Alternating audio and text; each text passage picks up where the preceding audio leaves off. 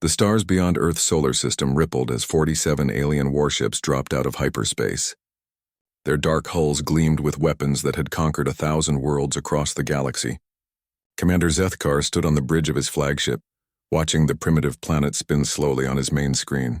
His scaled hands gripped the command rail as he prepared to deliver another world to the Galactic Council. "Sir, we're detecting basic radio signals from the third planet," reported his communications officer. "Industrial age civilization. Perfect for integration." Zethkar nodded with satisfaction. This would be routine.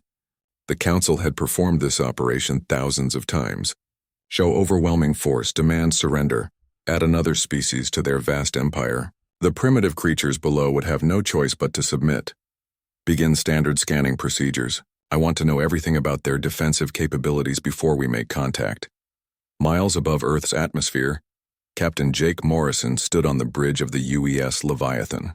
The massive warship stretched 12 kilometers from bow to stern, its hull bristling with weapon systems that represented 50 years of human engineering pushed beyond all limits. Morrison had served in the Mars colonial wars and knew what real fighting looked like. Today would test everything humanity had learned about warfare. "Captain, we have multiple contacts dropping out of hyperspace," reported Lieutenant Amy Foster from her weapons station. 47 ships total. "They're big, sir. Each one is roughly the size of a city block." Morrison studied the tactical display with calm eyes. Earth scientists had been detecting artificial signals from deep space for decades. Humanity had known this day would come. Every resource, every breakthrough in technology, every lesson learned from war had been focused on preparing for this moment. "Any communication attempts from the alien fleet?" "Not yet, sir. They're conducting what appears to be sensor sweeps of our planet." Morrison walked to the center of the bridge, his boots clicking on the metal deck. Around him, his crew worked at their stations with quiet efficiency. These men and women had trained their entire careers for this encounter. Earth's finest minds, its best warriors, its most dedicated scientists all gathered on one ship to face the unknown. "Sir, incoming transmission on all frequencies," Foster announced. "Put it on speakers." The alien voice that filled the bridge spoke perfect English, though the tone carried an unmistakable edge of arrogance. "Primitive inhabitants of the third planet, I am Commander Zethkar of the Galactic Council Fleet. Your world has been selected for integration into our empire. Surrender unconditionally and submit to Council authority. Resist and your cities will burn. You have one rotation of your planet to comply." The bridge fell silent. Morrison had expected threats, but the casual dismissal in the alien's voice sparked something dangerous in his chest. These creatures believed they could simply take Earth because they had done it before to others. They had never met humans. "Open a channel, all frequencies," Morrison ordered. "Channel open, sir." Morrison's voice carried across space with steel in every word. "This is Captain Jake Morrison of the United Earthship Leviathan. You have entered human space without permission and issued threats against a sovereign world. You have 30 seconds to withdraw, or we will consider your fleet hostile." On the alien flagship, Zethkar's officers exchanged glances that mixed amusement with disbelief. Their sensors showed only one ship defending the planet, though it was larger than anything they had encountered before. Still, one vessel against 47 was beyond foolish. "Sir, should we respond to their demands?" asked the communications officer. Zethkar's laugh echoed through the bridge. "One ship. They send one ship against the might of the Council fleet. Begin preliminary bombardment of their major population centers. Let them watch their cities burn while they consider surrender." The alien fleet moved into attack formation. Energy weapons charged, missile tubes loaded, targeting systems locked onto Earth's largest cities. This would be over quickly. Morrison watched the alien ships maneuver on his tactical display. They were positioning for planetary bombardment, just as Earth's strategists had predicted. The enemy showed no respect for human life, no interest in negotiation.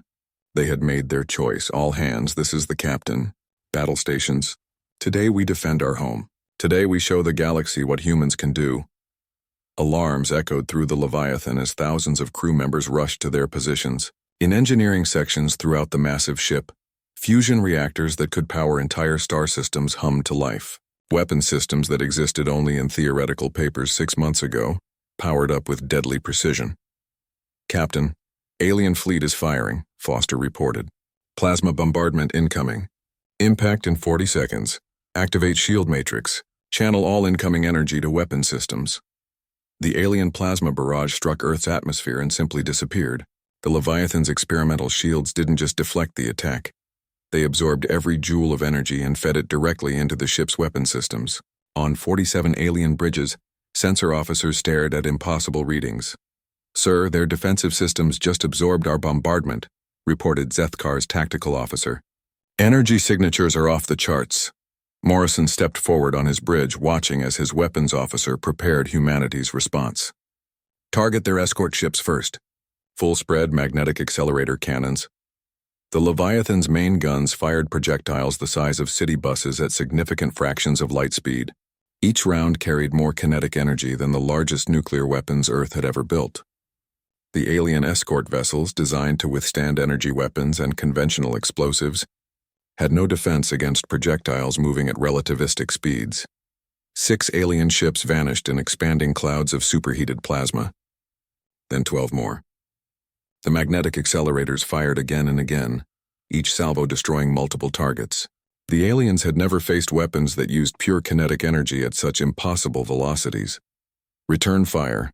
All ships," Zethkar commanded, but his voice had lost its earlier confidence.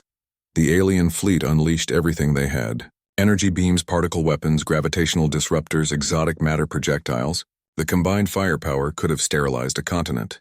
All of it disappeared into the Leviathan's shield matrix, converted to power for even more devastating return fire. Morrison watched 39 alien ships die in 12 minutes. The few survivors fled into hyperspace, their commanders' minds shattered by the impossibility of what they had witnessed. Earth's first contact with galactic civilization was over. "Stand down from battle stations," Morrison ordered. "Damage report." "No damage to report, sir. Shield matrix performed flawlessly. We never exceeded 25% power output." Morrison nodded and walked to the observation deck. Below, Earth continued its ancient rotation, unaware of how close it had come to annihilation. Above, the wreckage of alien ships drifted in the void as a warning to anyone else who might threaten humanity. The galaxy had just learned that Earth was defended by more than primitive weapons and desperate courage. They would spread word of this battle to every corner of known space. The age of human expansion was about to begin. The surviving alien ships limped through hyperspace toward the nearest Council outpost, their hulls scarred and their crews shaken. Commander Vexani, who had taken command after Zethkar's flagship was destroyed, stared at the tactical recordings with growing horror. The human ship hadn't just won the battle, it had made warfare itself look like a child's game. "How many times did they fire their main weapons?" Vexani asked her tactical officer. 17 full salvos, sir. Each one destroyed multiple targets simultaneously." "And their power output during the engagement?" The officer's voice trembled as he delivered the impossible news. "Our sensors indicate they never exceeded 25% of their maximum capacity." Back in Earth's solar system, Lieutenant Commander Amy Foster walked through the Leviathan's primary weapon bay. The magnetic accelerator cannons stretched for nearly a kilometer through the ship's core, their electromagnetic coils still warm from the recent battle. She had dreamed of moments like this since joining Earth's Naval Academy, but the reality exceeded every simulation. "Beautiful work today, Foster," came a voice behind her. She turned to see Chief Engineer Roy Bennett approaching, his uniform still stained with coolant from the reactor maintenance he'd been performing during the battle. Bennett had been building impossible machines for the human military since before Foster was born, and his approval meant everything to her. "Thank you, Chief. The weapons performed exactly as designed. Better, actually." Bennett nodded toward the massive cannons. "These are just the beginning. Wait until you see what we're building in the Luna shipyards." Foster had heard rumors about new ships under construction, vessels that would make even the Leviathan look small. The thought should have been impossible, but after today's battle, she was beginning to understand that humans specialized in making the impossible routine. Captain Morrison stood in his ready room, reviewing after-action reports while Earth's military leadership called for immediate debriefings. The battle had lasted 12 minutes, but its consequences would reshape the galaxy for centuries. He touched a control on his desk, opening a communication channel to Earth Command.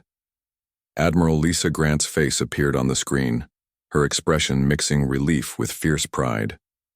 "Jake, I've seen the preliminary reports. 47 ships destroyed or routed with 0 casualties on our side. The Leviathan performed flawlessly, Admiral. But this was just their advanced scout force. The real test will come when they send their main battle fleet. Grant leaned forward in her chair. How long do you think we have? Morrison considered the question carefully. The aliens who had fled would report back to their superiors, but galactic bureaucracies moved slowly. Earth would have time to prepare, time to finish the projects that had been rushed into production when long-range sensors first detected the alien approach. 6 months, maybe 8. They'll want to gather intelligence, plan a more serious assault. They won't underestimate us again. Good. The shipyards are working around the clock. The Behemoth and Colossus will be ready for trials within 4 months. The Kraken is still 6 months out, but she'll be worth the wait. Morrison smiled at the mention of humanity's newest warships. Each one incorporated lessons learned from the Leviathan's construction. Each one pushed human engineering into previously unimaginable territory. The aliens thought they had faced Earth's best ship today. They had no idea what was coming. Dr. Helen Martinez worked in her laboratory deep within Luna Station, surrounded by artifacts that would have driven alien archaeologists insane with envy. The predecessors, an ancient race that had vanished millions of years ago, had left ruins scattered across the galaxy's outer rim. The Galactic Council considered these sites cursed and forbidden. Humans considered them the greatest archaeological opportunity in history. Professor, we've completed the analysis on the latest artifact shipment from the Kepler system.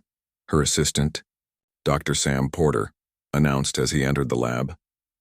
Martinez looked up from the device she'd been studying, a crystalline matrix that seemed to bend light around itself. What did you find? The power generation technology is incredible. If we can reverse engineer even 10% of their capabilities, our next generation of ships will make today's battle look like a warm-up exercise. Martinez nodded, returning her attention to the crystal.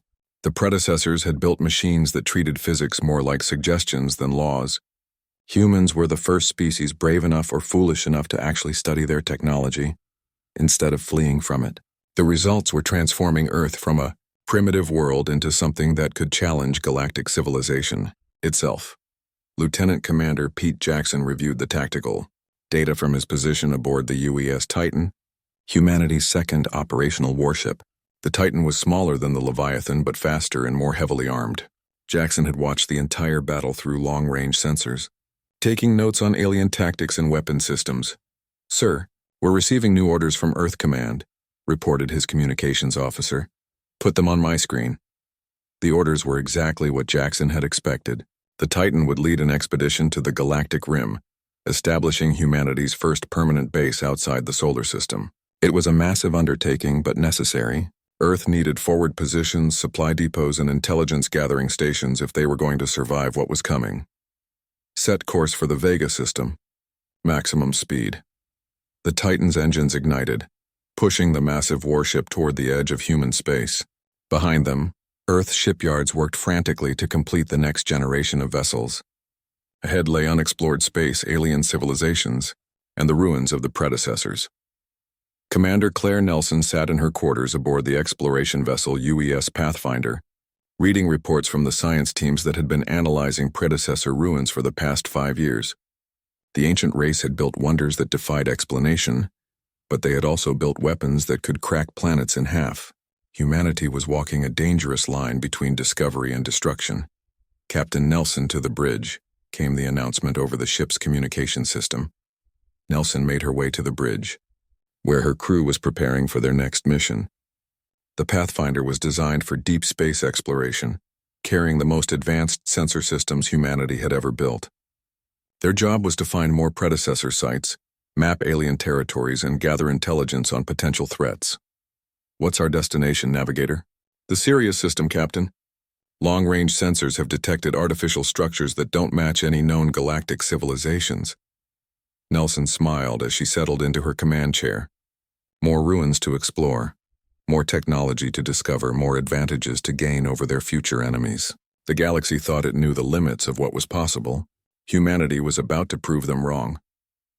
Back on Earth, Admiral Grant stood in the Situation Room, surrounded by holographic displays showing the positions of every human ship in space.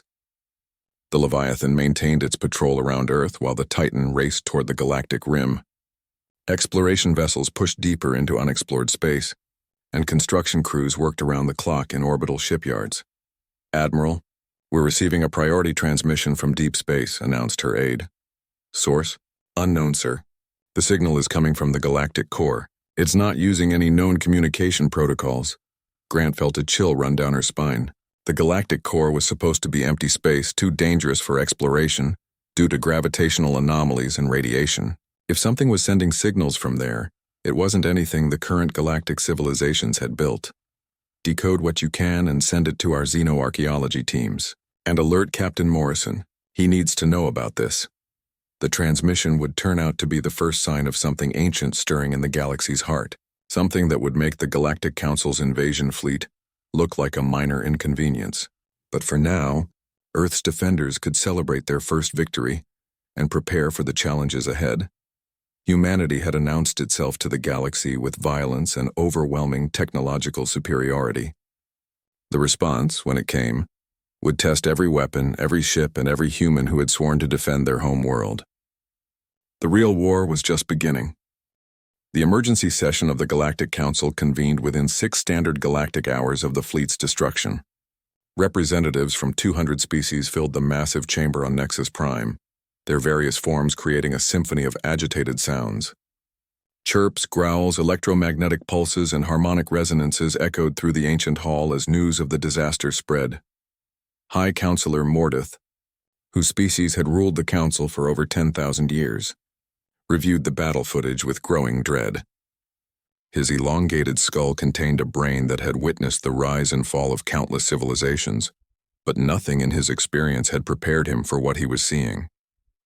The humans hadn't just won a battle, they had demonstrated mastery over physics itself. "The energy conversion technology alone should be impossible," muttered Counselor Katara of the Crystalline Collective, her mineral-based form resonating with frequencies that indicated extreme distress. "They absorbed our most powerful weapons and used that energy to power their own systems." Mordeth replayed the section where the human ship's magnetic accelerators had fired their first salvo. 6 Council warships had simply ceased to exist, vaporized by projectiles moving at speeds that created temporary tears in space-time upon impact. The mathematics involved in such weapons should have been beyond any species that hadn't mastered galactic civilization. "How is this possible?" demanded Counselor Vorthak of the militant caste. His warrior species had conquered 17 star systems through pure military might, but even they had never fielded weapons of such devastating power. "Our intelligence indicated that this species had barely achieved interplanetary travel." The Council's chief intelligence officer, a being known only as the Archivist, materialized at the center of the chamber. Its form shifted constantly between states of matter, a characteristic of its ancient and mysterious species. "The humans have been active in the Forbidden Zones," it announced, its voice echoing directly in the minds of all present. A wave of shocked silence swept through the chamber. The Forbidden Zones were regions of space that the Council had declared off-limits for 50,000 years. Ancient battlefields where the predecessors had fought wars that scarred reality itself. No species had been foolish enough to explore those cursed regions. "Impossible," breathed Mordeth. "The radiation alone would kill any carbon-based life form. The gravitational anomalies would tear their ships apart.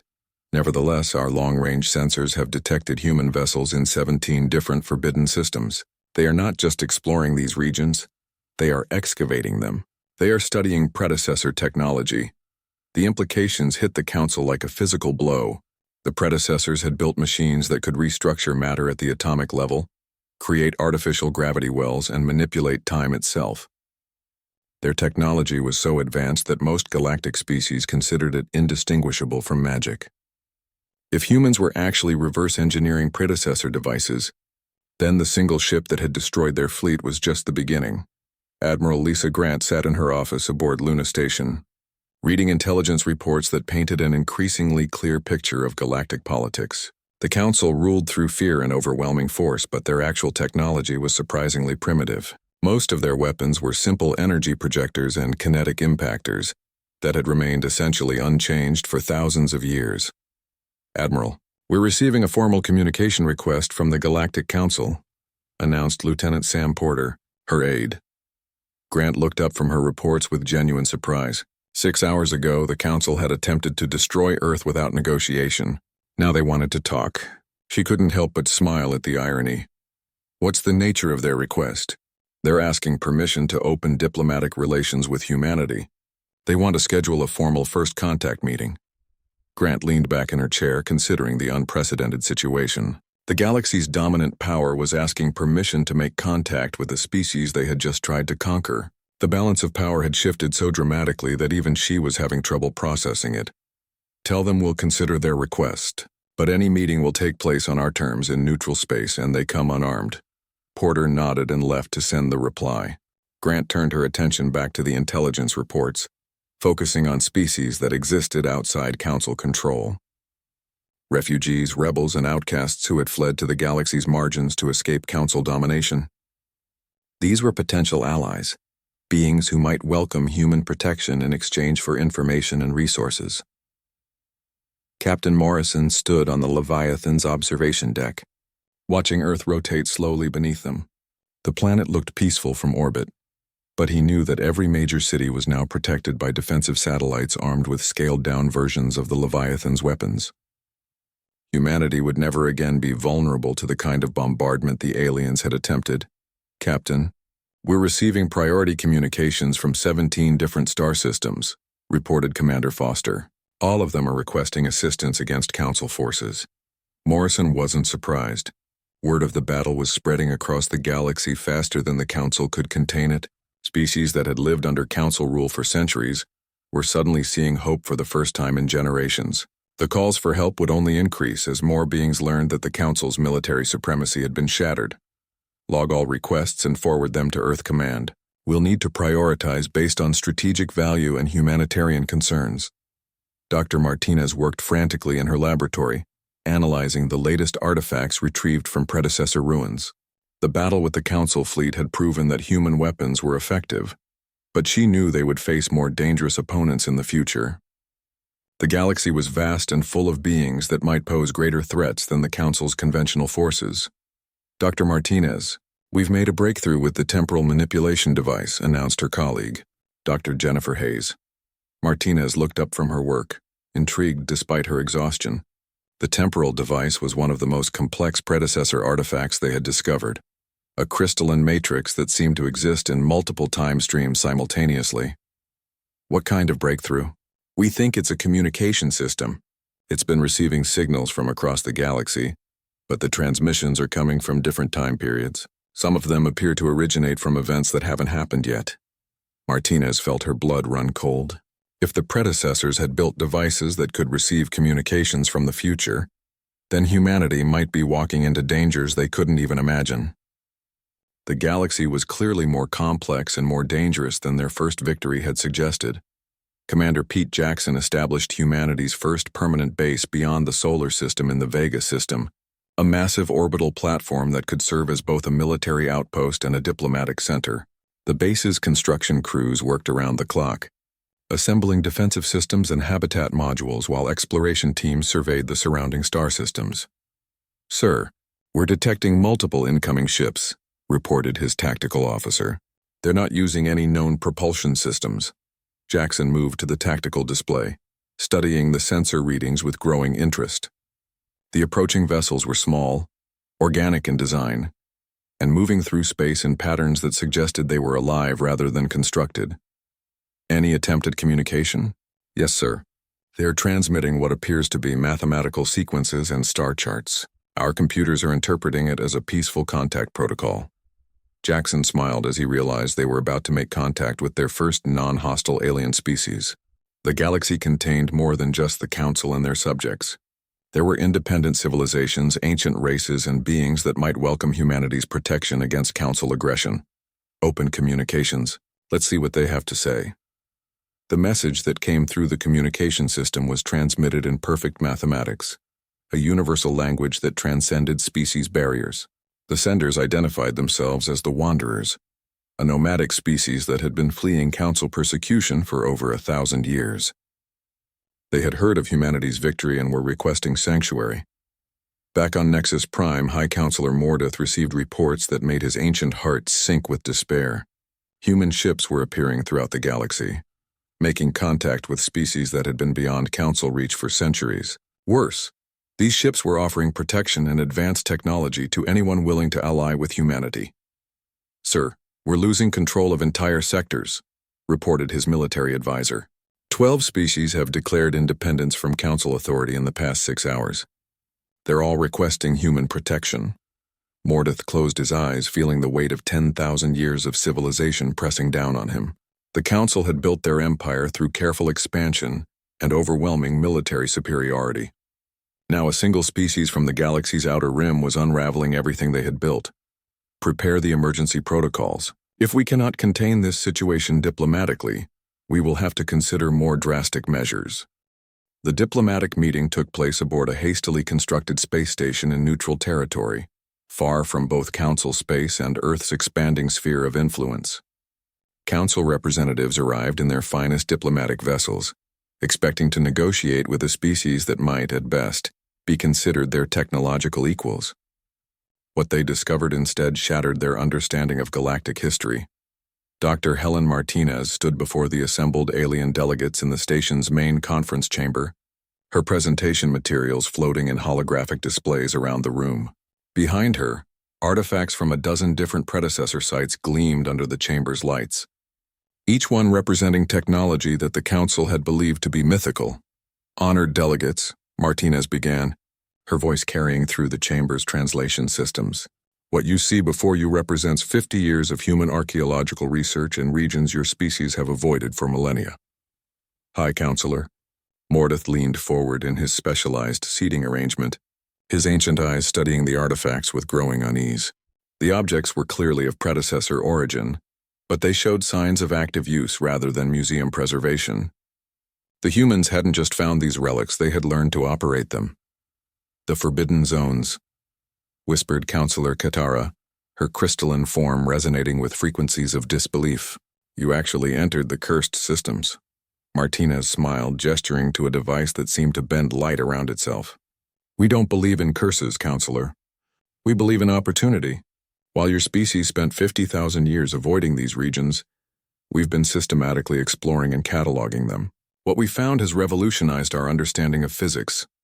She activated one of the smaller artifacts, causing it to project a 3-dimensional map of the galaxy. Red markers indicated predecessor sites, scattered across hundreds of star systems like a vast network of ancient research stations. "The predecessors weren't just an advanced civilization," Martinez continued. "They were explorers and scientists on a scale that dwarfs current galactic society. Their installations contained libraries of knowledge that we're only beginning to understand." Commander Vexani, who had survived the battle at Earth, spoke up from her position among the Council delegates. "If you possess such advanced technology, why haven't you conquered the galaxy already?" Captain Morrison materialized as a hologram at the center of the chamber, his image transmitted from the Leviathan, which maintained a watchful position just beyond the station's sensor range. His presence caused several alien delegates to shift nervously in their seats. "Because conquest isn't our goal," Morrison replied, his voice carrying the same steel that had intimidated the alien fleet. "Earth claims no territory beyond our home system, but we will defend our interests and our allies with whatever force is necessary." Mordeth struggled to process the implications of what he was hearing. The humans possessed technology that could challenge the Council's military supremacy, yet they showed no interest in building an empire. It was a concept so foreign to galactic politics that he could barely comprehend it. "What do you want from us?" Mordeth asked, his voice heavy with the weight of 10,000 years of leadership. Morrison's hologram turned to face the ancient counselor directly. "Mutual respect and peaceful coexistence. Your empire can continue to exist, but your days of forcing other species into submission are over. Any aggressive action against humanity or our allies will be met with overwhelming retaliation." To emphasize the point, 3 massive energy signatures appeared on the station's long-range sensors. The UES Behemoth, Colossus, and Kraken had just dropped out of hyperspace at the edge of the system, their power outputs making the Council's escort fleet look like patrol boats. Dr. Martinez continued her presentation, showing the delegates footage from human exploration missions to predecessor sites. Teams of archaeologists and engineers working alongside advanced robots, carefully dismantling ancient machines and reverse engineering their components. The scale of the operation was breathtaking. We've established permanent research stations at 47 different predecessor sites, Martinez explained. Each one has yielded new insights into advanced physics, materials science, and energy generation. The weapons systems you encountered during your attack on Earth represent perhaps 5% of what we've learned. Counselor Vorthak of the militant caste stood abruptly, his warrior instincts struggling with the reality of human technological superiority. This is impossible. No single species could achieve such advancement in so short a time. You're right, Morrison agreed. We didn't do it alone. We've been working with dozens of species that your council either ignored or drove to the galaxy's margins. The Wanderers provided us with star charts to hidden predecessor sites. The ethereal communes taught us about energy manipulation. The Machine Collective shared their expertise in artificial intelligence. The revelation sent shockwaves through the council delegation. They were learning that humanity had built an entire network of allies from species that existed outside their knowledge or control. The galaxy was far more complex than the council had ever realized. Admiral Grant's voice joined the conversation through the communication system, transmitted from her command center on Luna Station. The council's greatest weakness has always been its arrogance. You assumed that any species worth knowing would eventually submit to your authority. You never bothered to explore the galaxy's outer reaches or investigate the regions you declared forbidden. Mordeth felt the foundations of his worldview crumbling around him. The council had built their empire on the assumption that they were the galaxy's most advanced civilization, that any species capable of challenging them would have revealed themselves long ago. The humans had proven that assumption catastrophically wrong. How many ships do you possess? Mordeth asked, dreading the answer. Morrison's smile was all the answer needed, but he provided clarification anyway. The Leviathan was our prototype, built with the first generation of reverse-engineered predecessor technology. Our newest vessels incorporate advances that make the Leviathan look primitive by comparison. Dr. Martinez activated another holographic display, showing the interior of Luna Station's primary shipyard. Massive vessels under construction, their hulls bristling with weapon systems that seemed to exist in multiple dimensions simultaneously. The ships were beautiful and terrifying, representing the marriage of human engineering and predecessor science. The UES Titan-class vessels you've seen are our heavy cruisers, Martinez explained. We're currently completing construction on our first Dreadnought-class ships. Each one is capable of sterilizing entire star systems if necessary.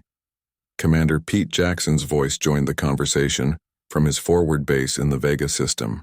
We're also establishing permanent installations throughout the galaxy, trading posts, research stations, and military bases that will allow us to project power wherever it's needed. The council delegates exchanged glances that mixed fear with resignation. They were learning that humanity hadn't just won a single battle. They had already begun reshaping the galaxy according to their own vision. The process was so far advanced that stopping it might be impossible. What of the species under our protection? Asked Counselor Henthra of the administrative caste. Many worlds have been part of the council for thousands of years. Morrison's expression softened slightly. Any species that wishes to remain under council authority is free to do so, provided the council abandons its policy of forced expansion and tribute collection. Worlds that want independence will receive it, with human protection if they request it. Martinez deactivated her presentation materials and faced the council delegates directly. The age of galactic empires built through conquest is ending. Humanity offers a different model: voluntary cooperation, mutual defense, and shared scientific advancement. She gestured to the artifacts around the chamber. The predecessors left us tools to build a better galaxy, but they also left us warnings. Their final installations contain records of something stirring in the galactic core, something that will make our current conflict seem trivial by comparison. Mordeth felt his ancient blood run cold at the mention of the galactic core.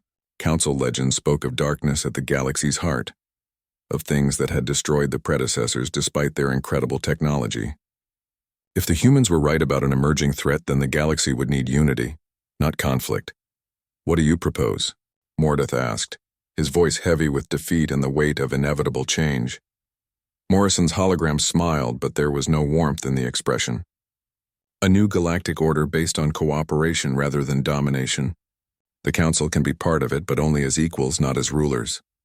The meeting continued for several more hours, but the outcome was never in doubt. The Council's age of absolute authority was over, and the galaxy would have to adapt to the reality of human technological and military superiority. The only question remaining was whether the transition would be peaceful or require more demonstrations of human power. 3 months after the diplomatic meeting that changed everything, the galaxy had reluctantly begun adapting to its new reality. The Galactic Council still existed in name, but their absolute authority had become a memory. Human expeditionary fleets patrolled trade routes that had once been Council-controlled space, their massive ships offering protection to merchant vessels in exchange for information about galactic politics and emerging threats. Commander Pete Jackson stood on the observation deck of humanity's first permanent base outside the solar system, watching construction crews put the finishing touches on the orbital platform's defensive systems. The base, officially designated Terra Station but known to its inhabitants as Freedom Point, had become a beacon of hope for species seeking independence from Council rule. "Sir, we have another delegation requesting asylum," reported Lieutenant Amy Foster, who had been promoted and transferred from the Leviathan to help establish the new facility. "The Aquatic Alliance is sending representatives to discuss protection agreements." Jackson nodded, making a note in his personal log. The requests for protection and alliance were arriving faster than Earth Command could process them. Entire species that had lived under Council rule for centuries were declaring independence, confident that human military might would shield them from retaliation. "Schedule them for next week, and make sure our diplomatic teams are prepared with standard protection treaties." The protection treaties had become humanity's most effective tool for reshaping galactic politics, simple agreements that offered military defense and access to human technology in exchange for resources, information, and mutual defense obligations. Unlike the Council's tribute systems, these agreements were voluntary and could be terminated by either party. Captain Morrison received the weekly intelligence briefing aboard the Leviathan while conducting a patrol of the Centauri sector. The reports painted a picture of galactic transformation that exceeded even humanity's most optimistic projections. 12 species had formally declared independence from the Council in the past month alone, all of them requesting human protection. "Captain, we're receiving a priority transmission from the exploration vessel Pathfinder," reported his communications officer. "Captain Nelson is requesting immediate backup in the Rigel system." Morrison studied the tactical display, noting the Pathfinder's position near the edge of explored space. Nelson's ship was designed for exploration and first contact, not military engagement, but her crew had made some of humanity's most important discoveries in the Outer Rim. "What's their situation?" "They've made contact with the ethereal communes, but there's been some kind of incident. Captain Nelson reports that they need military support to prevent a diplomatic disaster." Morrison gave the order to change course, knowing that the ethereal communes represented one of humanity's most valuable potential allies. The energy beings possessed technology that made even predecessor artifacts look primitive, but they had remained hidden from galactic civilization for millions of years. Their emergence was both an opportunity and a potential catastrophe. Dr. Helen Martinez worked in her expanded laboratory on Luna Station, now the center of a scientific revolution that was transforming human understanding of the universe. The facility had grown from a single research complex to an entire city, dedicated to studying and reverse engineering alien technology. Scientists from dozens of species worked alongside human researchers, sharing knowledge that had been jealously guarded for millennia. "Professor, we've completed the analysis on the temporal communication device," announced Dr. Sam Porter, her longtime assistant who had become one of the galaxy's leading experts on predecessor technology. Martinez looked up from her current project, a crystalline matrix that seemed to exist in multiple dimensions simultaneously. "What did you discover?" "The signals are definitely coming from the future, but they're not random. They appear to be warnings about something called the Awakening. Whatever it is, it's connected to the galactic core and it's getting closer." Martinez felt the familiar chill that accompanied their most disturbing discoveries. The predecessors had left behind more than just advanced technology. They had left warnings about dangers that existed beyond the reach of conventional physics. The temporal communication suggested that these dangers were still active and approaching. Captain Claire, Nelson of the exploration vessel Pathfinder, found herself in the middle of humanity's first contact with beings that existed as pure energy. The ethereal communes had materialized around her ship in the Rigel system, their forms shifting between states of matter and patterns that hurt to look at directly. "Captain, they're attempting to communicate directly with our ship's computer systems," reported her communications officer. "Our AI is having trouble processing their data transmission methods." Nelson had dealt with strange alien species before, but the ethereals were beyond anything in her experience. They seemed to exist partially outside normal space-time, their thoughts moving at speeds that made normal conversation impossible. Yet they had sought out human contact for reasons that remained unclear. Try routing their communications through the predecessor translation matrix. If anyone could build something capable of communicating with energy beings, it would be them. The translation system hummed to life, drawing power from the ship's main reactors, as it attempted to process communications from entities that existed in multiple dimensions simultaneously. Slowly, coherently, a message began to form on the ship's main screen. The ethereal communes had been watching galactic civilization develop for millions of years, remaining hidden because physical species tended to react poorly to beings they couldn't understand or control. But humanity's rapid technological advancement and willingness to explore forbidden regions had impressed them enough to risk contact. Admiral Lisa Grant reviewed the strategic situation from her command center on Luna Station, studying holographic displays that showed human forces and allied species scattered across hundreds of star systems. The rapid expansion had been necessary to secure strategic resources and protect vulnerable allies, but it was straining Earth's military capabilities. "Admiral, we're receiving reports from 17 different sectors about Council military buildups," reported her aide, Lieutenant Jennifer Hayes. "They're positioning forces for what looks like a major offensive." Grant had been expecting this development. The Council's leadership couldn't accept the loss of their empire without a fight, and they were gathering their remaining loyal species for one final attempt to restore their authority. It would be a costly mistake, but one that might be necessary to convince the galaxy that the old order was truly dead. "Alert all fleet commanders. Prepare for full-scale military operations, and activate the Dreadnought-class vessels ahead of schedule." The Dreadnought-class ships represented humanity's latest achievement in military engineering, incorporating advances that made their previous vessels look like toys. Each one was capable of engaging entire fleets single-handedly, their weapon systems drawing power from miniaturized, artificial stars contained within specialized containment fields. Commander Roy Bennett supervised the final preparations of the UES, Leviathan's newest sister ship, the UES Dominion, in Luna Station's primary shipyard. The Dominion incorporated every lesson learned from humanity's first encounters with galactic civilization, its hull bristling with weapons that existed in theoretical physics papers just months earlier. "Chief, the new gravitational manipulation systems are ready for testing," reported one of his engineering teams. "Should we run the preliminary diagnostics?" Bennett nodded, watching as the massive ship's experimental systems came online.